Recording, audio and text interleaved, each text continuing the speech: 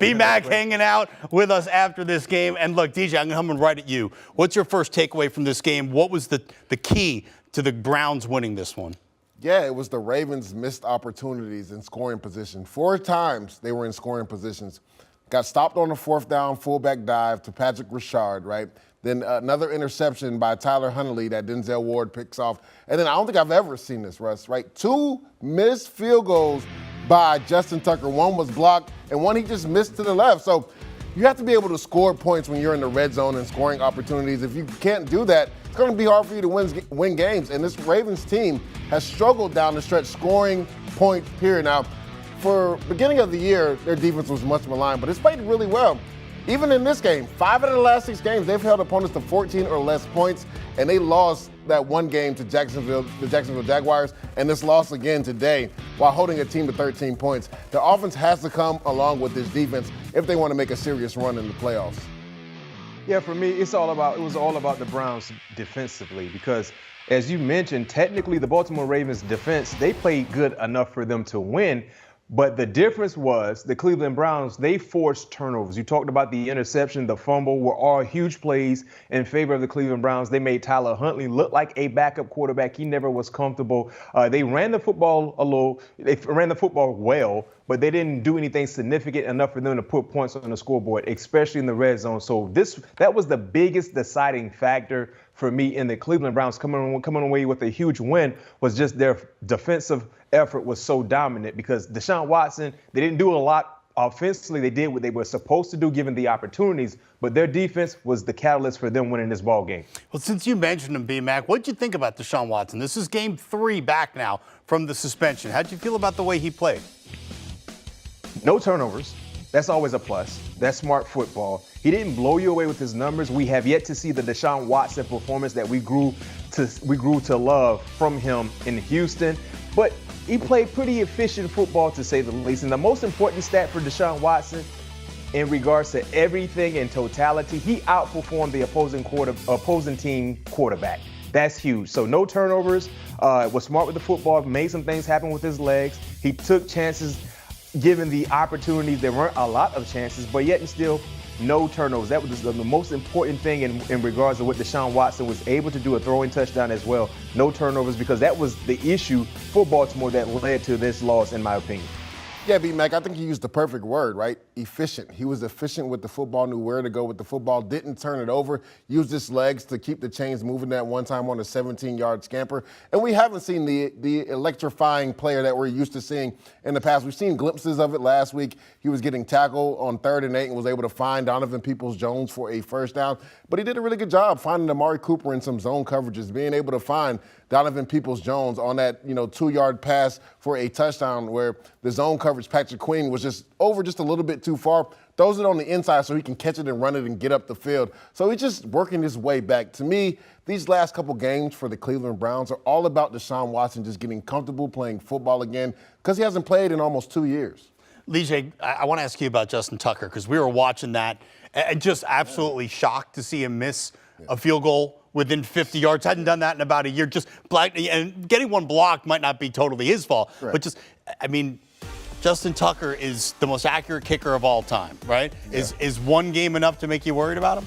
No, not at all. Justin Tucker will go down probably as the greatest kicker in NFL history, and he just shanked one to the left. Cade York missed 2 field goals at the end of this game, too. He could have really solidified the game for the Browns, and he missed 2 field goals. There was some weather conditions, right? We saw the snow, the wind, the ground, but you see Justin Tucker obviously upset right there.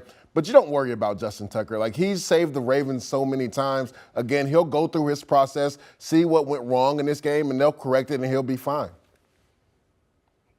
Yeah, it's probably fantasy owners that are most upset about this because when you have Justin Tucker, B-Mac, you expect every time he steps up to the ball as a player. Are you looking at who is this guy? You're used to just seeing him make field goals every time, right? Well, I think what we saw from Justin Tucker in the one miss that happened in tonight's ball game was basically the storyline for the Baltimore Ravens in totality. We saw a lot of misses, especially on the offensive end. It seemed to be the energy wasn't there. When you talk about, just knowing how important this ball game is. A divisional foe, of course, you're trying to keep your the reality alive in regards to playoffs, and just not coming out with a sense of urgency. So I think when you talk about when Justin Tucker missed the field goal, you're like, wait a minute, what's going on? But that was like a storyline of things to come throughout the ball game. And then the next opportunity was blocked. And you're like, okay, yeah, it's just not the Ravens' night. And that was an overall assessment on what we saw from the Baltimore Ravens, what we didn't see from the Baltimore Ravens, and what we saw from the Cleveland Browns. Hey, look, we're expecting Lamar Jackson to come back with Baltimore soon, but has the pendulum flipped now in the AFC North? Is this the Bengals division to win? I think it is, right? And I picked the Ravens to win this division in the beginning of the year, and I didn't pick the Bengals because I like the way the Ravens, what they've done in the past, right? Their mantra, and with Harbaugh as head coach, they're used to being in positions like this and win. But with Lamar Jackson, that's 2 years in a row now that he's been hurt towards the end of the season. Last year when he got hurt, they were the #1 team in the AFC. They didn't even make the playoffs down the stretch because he was out. Now he's hurt this year, and if the Bengals win Sunday, they take first place in the AFC North. Currently, they have first place now because the Ravens lost, but if they win, they solidify first place. And these two teams meet in Week 18 in Cincinnati, so I'd have to give the edge to the Cincinnati Bengals. There's fewer teams that are playing harder football right now than the Cincinnati Bengals. And you talked about it, Russ, right?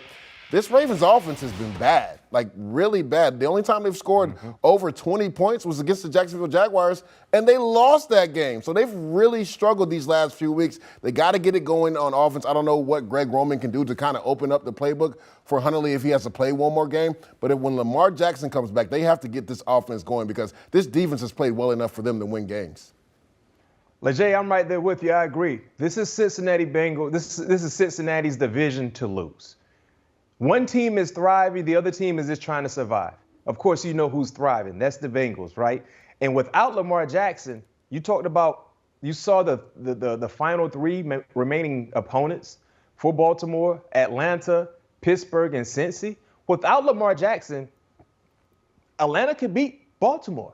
Without Lamar Jackson, Pittsburgh can beat Baltimore. Heck, we saw what happened last week against the Baltimore Ravens with Pittsburgh. If Kenny Pickett was healthy the entire ballgame, we might have saw a difference in the outcome. And then, of course, with all the marbles on the line, potentially, that last ballgame against Cincinnati, who knows, right? So they got to find a way to get Lamar Jackson back because without Lamar Jackson, this team is below average on the offensive side. They're not explosive. They have red zone woes.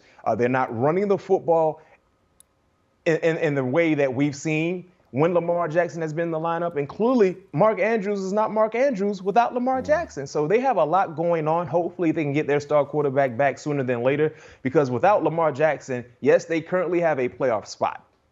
But the remaining 3 ball games, without Lamar Jackson, I can see a loss happening in each ball game if they're not careful.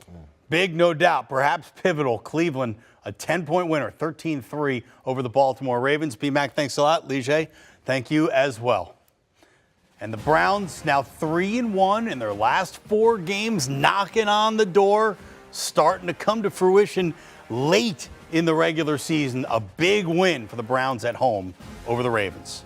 Do you want a sports network that delivers everything that matters about the game? The highlights, the picks, the instant analysis, no yelling, no fake debates, no politics. Hit the subscribe button and never miss a moment.